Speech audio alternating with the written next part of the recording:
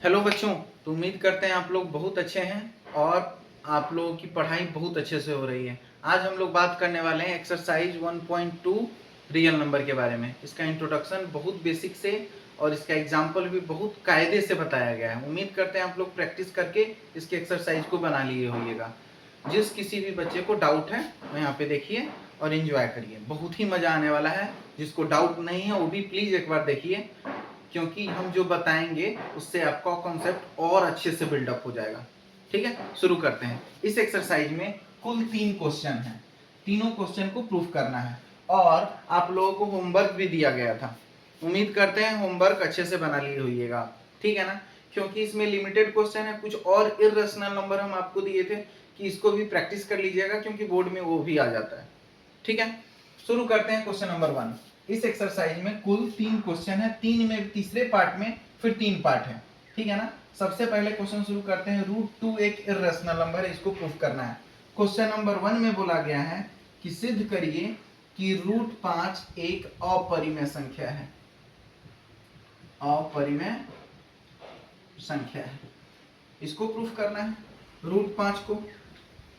तो रूल बता दिया गया है, इंट्रोडक्शन सब कुछ क्लियर कर दिया गया है। तो शुरू करते हैं। √5 को हम मान लेंगे, माना कि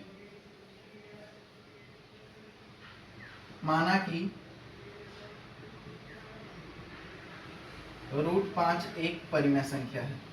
मान लेंगे इसको कि √5 क्या है, एक परिमेय संख्या है। कोई दिक्कत नहीं है।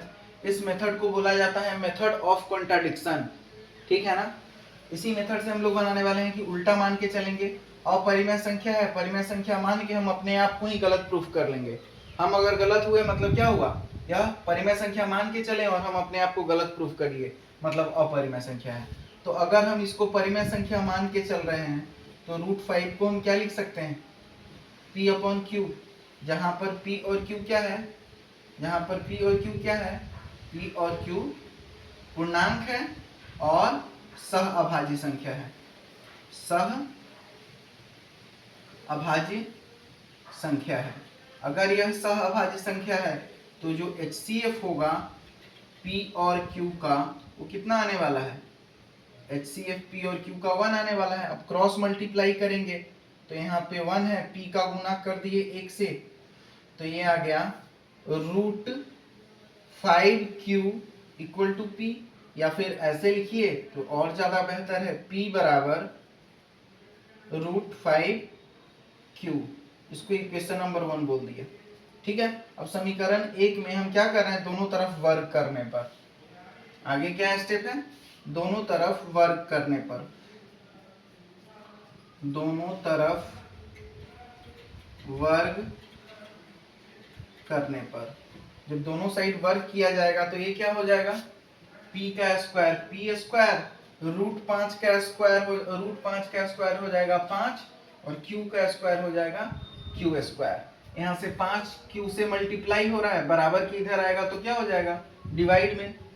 तो P² / 5 बराबर Q स्क्वायर, ठीक है। अब एक प्रमेय याद करिए, आप लोगों को याद होगा कि अगर हम किसी पूर्णांक के वर्ग को अगर अभाज्य संख्या से भाग देते थे तो पूर्णांक भी विभाजित होता था अभाज्य संख्या से।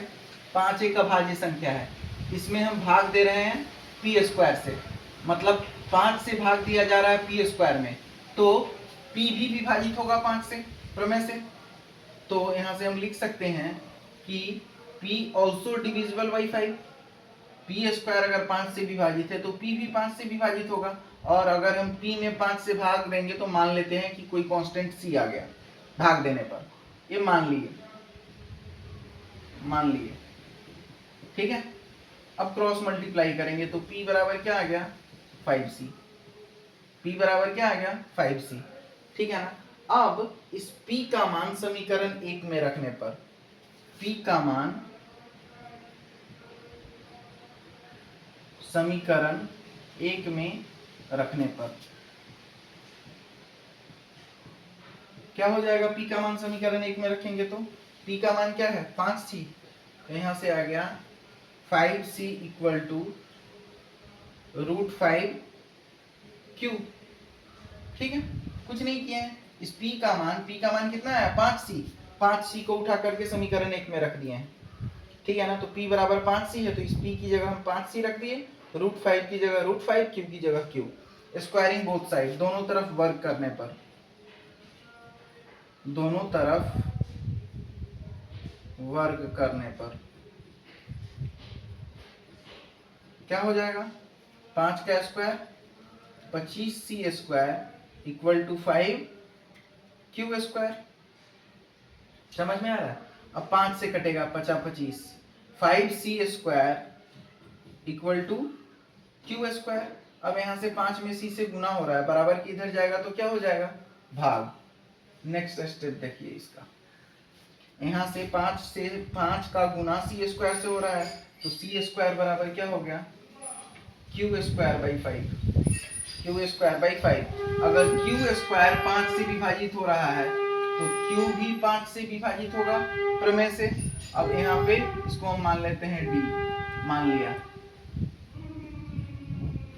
ठीक है, ये प्रमेय से आया है, ठीक है ना। क्रॉस मल्टीप्लाई किए तो q बराबर क्या आ गया, 5d, ठीक है। अब यहाँ से चेक करिए आप, p का मान आया है, p का मान आया है 5c और इसी q का मान आ गया 5d।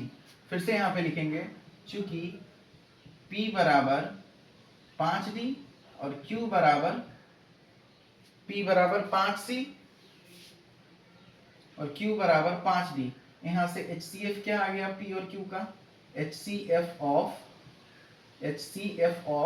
p, q कितना आ गया 5। जबकि हम p और q को क्या माने थे, जबकि हम p और q को सहअभाज्य संख्या माने थे और इसका HCF तो 1 आना चाहिए, जबकि ये 5 आ गया। ऐसी गलती क्यों हो रही है, ऐसा विरोधाभास क्यों उत्पन्न हो रहा है, हमारी गलत त्रुटिपूर्ण कल्पना के कारण। हम गलत चीज मान के चले हैं, हम उल्टा मान के चले हैं, जिसके कारण गलत रिजल्ट आ रहा है। दोनों को हम मान के चले हैं कि ये सहअभाज्य संख्या है, इसका HCF 1 होना चाहिए, यहाँ पे HCF 5 आ गया। ऐसा क्यों हुआ है, हमारी गलत अवधारणा के कारण, हमारी त्रुटिपूर्ण सोच के कारण, ठीक है। अतः √5 क्या होगा, एक इर्रेशनल नंबर होगा। लिख देंगे, इसको भाषा दे देंगे, चूंकि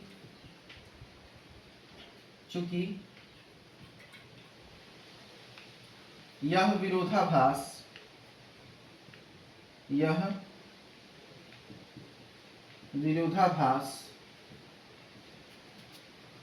हमारी त्रुटिपूर्ण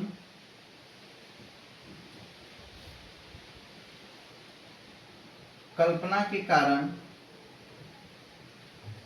उत्पन्न हुआ है कि √5 एक परिमेय संख्या है, एक परिमेय संख्या है। यह विरोधाभास क्यों उत्पन्न हुआ है, हमारी त्रुटिपूर्ण कल्पना के कारण उत्पन्न हुआ है कि √5 एक परिमेय संख्या है। अतः √5 एक अपरिमेय संख्या है।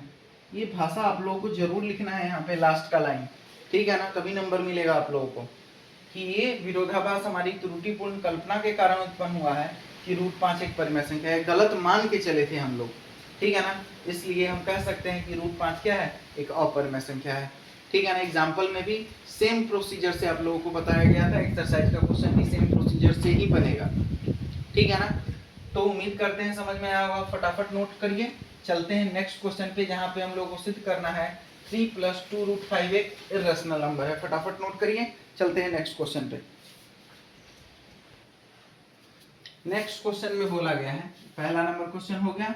नेक्स्ट क्वेश्चन में बोला गया है 3 + 2√5, क्वेश्चन नंबर 2। इसमें बोला गया है 3 + 2√5 एक अपरिमेय संख्या है, एक अपरिमेय संख्या है, इसको प्रूफ करना है, ठीक है ना। तो नियम तो सेम रहने वाला है, नियम में कोई बदलाव नहीं होगा। फिर से हम लोग यही मान के चलेंगे कि 3 + 2√5 क्या है, एक परिमेय संख्या है, ठीक है ना। लिखने का प्रोसीजर वही होने वाला है, माना कि 3 + 2√5 एक परिमेय संख्या है, एक परिमेय संख्या है। अगर यह परिमेय संख्या है तो फिर क्या होगा, 3 प्लस 2√5 बराबर p बाई क्यू, जहां पर p और q क्या है, p और q पूर्णांक है। अब ये स्टेप सब आपको याद हो जाना चाहिए कि कौन कौन सा स्टेप यूज हो रहा है, ठीक है ना। और HCF क्या होगा p और q का, HCF p और q का कितना होगा 1, मतलब क्या हुआ इसका, p और q सहअभाज्य है, सह अभाज्य संख्या है। अब ये स्टेप कॉमन है, सब में आने वाला है, ठीक है ना। अब समझिएगा, अपने आप में 3 क्या है, परिमेय संख्या, ठीक है ना। और ये p बटा q क्या है, परिमेय संख्या। अब बचपन में ही हम लोग पढ़ लिए थे, बचपन मतलब 9th क्लास में, कि परिमेय संख्या और परिमेय संख्या अगर दोनों परिमेय संख्या हो, इसके साथ जोड़ करिए, घटाव करिए, गुना करिए या भाग करिए, हमेशा ये क्या आएगा, परिमेय संख्या ही आएगा, ठीक है ना। परिमेय संख्या और परिमेय संख्या के साथ जोड़ करिए, घटाव करिए, गुना करिए या भाग करिए, मतलब परिमेय संख्या और परिमेय संख्या के साथ कोई भी ऑपरेशन करिए, हमेशा ये रिजल्ट परिमेय संख्या ही देगा। लेकिन अगर परिमेय संख्या और अपरिमेय संख्या हो, उसके साथ कोई भी ऑपरेशन करिए, जोड़ घटाव गुना भाग, हमेशा अपरिमेय संख्या आएगा। बोर्ड में आया हुआ सवाल है ऑब्जेक्टिव में, ठीक है ना। चलिए शुरू करते हैं। अब यहाँ से चेक करिए, 2√5 को हम अकेला रखते हैं, प्लस 3 को बराबर के उधर भेज रहे हैं, तो 2√5 बराबर p अपॉन q माइनस का 3 प्लस q प्लस का 3 बराबर के इधर गया तो क्या हो गया, माइनस का 3, ठीक है। अब यहां से हम थोड़ा और स्टेप को आगे बढ़ा रहे हैं, 2√5 इक्वल टू, इसका एलसीएम ले लिए, क्या आ गया q, और यहां से क्या आ गया p माइनस 3q। ये भी एक परिमेय संख्या है, चूंकि परिमेय संख्या में से हम परिमेय संख्या घटाए हैं तो निश्चित रूप से परिमेय संख्या आया। अब यहाँ पे 2 भी एक परिमेय संख्या है, इसको भी हम बराबर के इधर ले जा रहे हैं, तो ये तो मल्टीप्लाई में है, बराबर के इधर जाएगा तो क्या हो जाएगा, डिवाइड में। तो यहाँ से आ गया √5 equal to p minus 3q upon, ये मल्टीप्लाई में है, इधर जाके डिवाइड में हो गया, ये 2q हो गया। अभी भी चेक करिए, ये वाला पार्ट √5 क्या है, अपरिमेय संख्या, अपरिमेय संख्या, ठीक है। जबकि p minus 3q upon 2q क्या है, परिमेय संख्या, परिमेय संख्या। कभी भी परिमेय संख्या अपरिमेय संख्या के बराबर हो सकता है क्या, जबकि यहाँ पे √5 इस परिमेय संख्या के बराबर आ रहा है, जो कि कभी सत्य नहीं हो सकता है, ठीक है ना। लिखेंगे यहाँ पर परिमेय संख्या अपरिमेय संख्या के बराबर नहीं हो सकता, अपरिमेय संख्या के बराबर नहीं हो सकता है, नहीं हो सकता है। यह विरोधाभास हमारी त्रुटिपूर्ण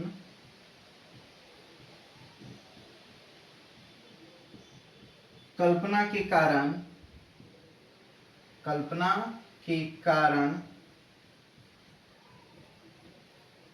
उत्पन्न हुआ है कि 3 प्लस 2√5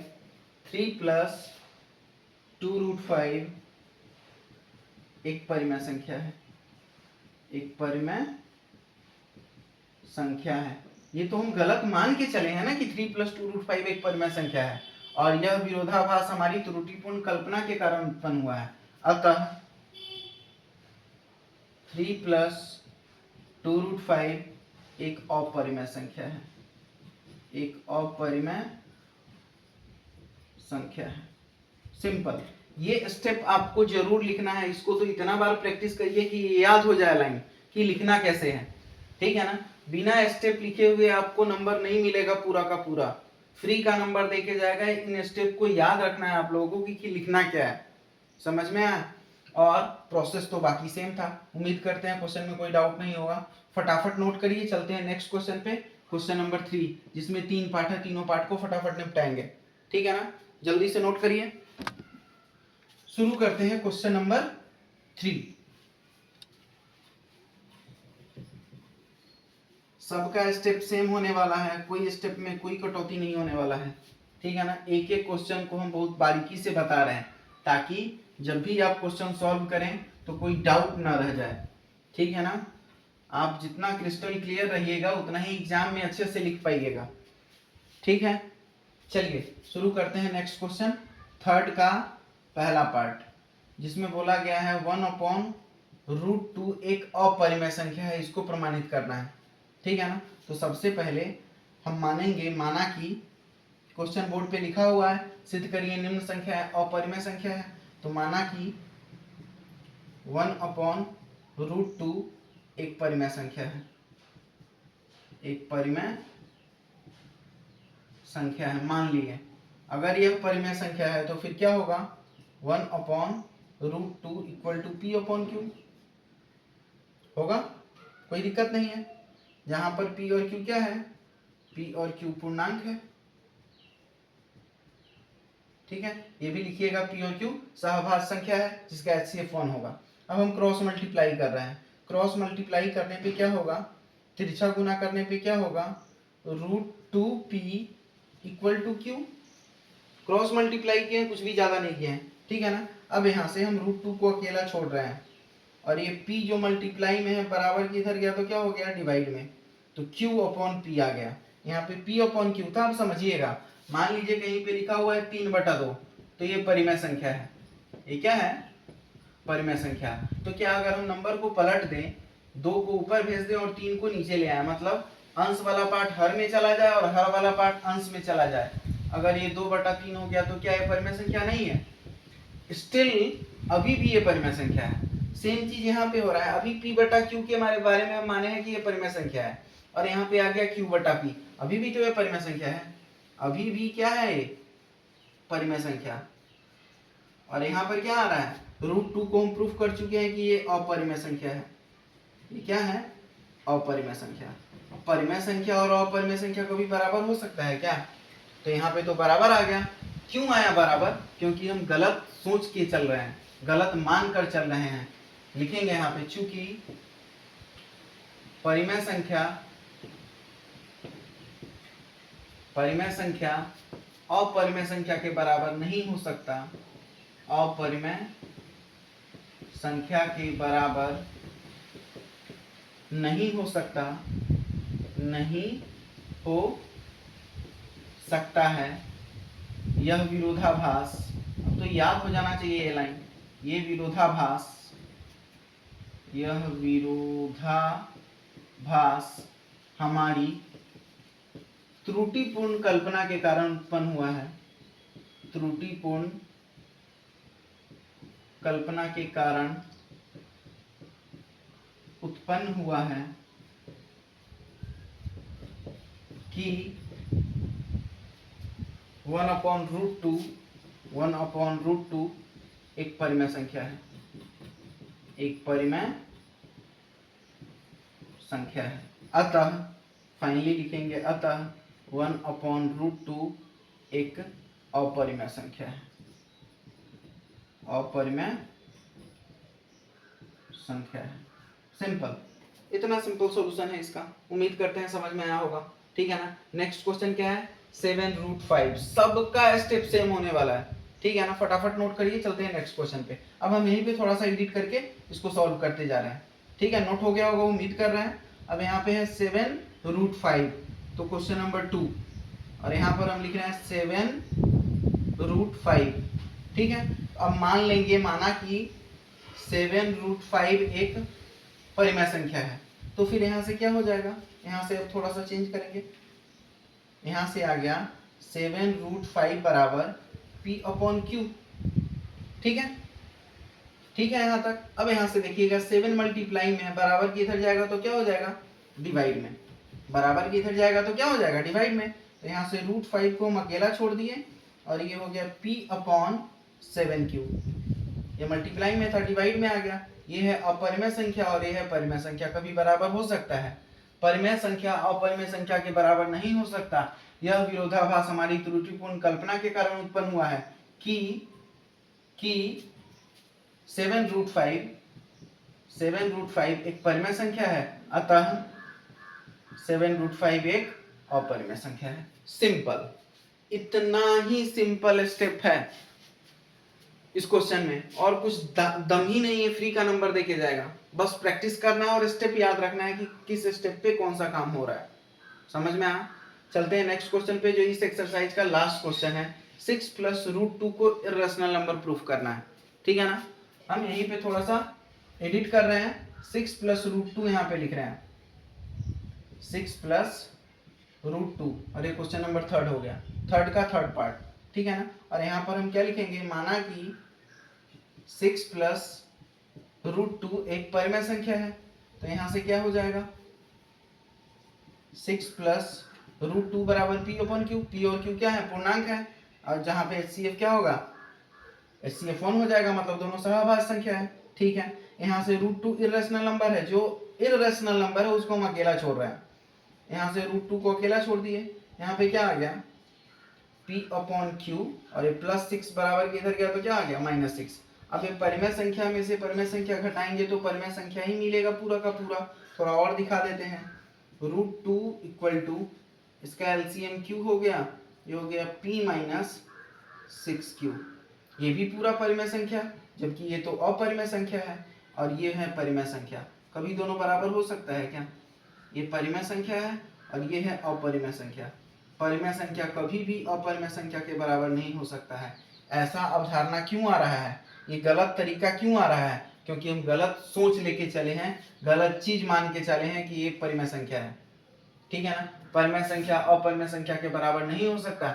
यह विरोधाभास हमारी त्रुटिपूर्ण कल्पना के कारण उत्पन्न हुआ है कि, यहाँ पे चेंज करेंगे, 6 + √2, 6 + √2 एक परिमेय संख्या है, गलत मान के चले थे हम, अतः 6 + √2, 6 + √2 एक अपरिमेय संख्या है।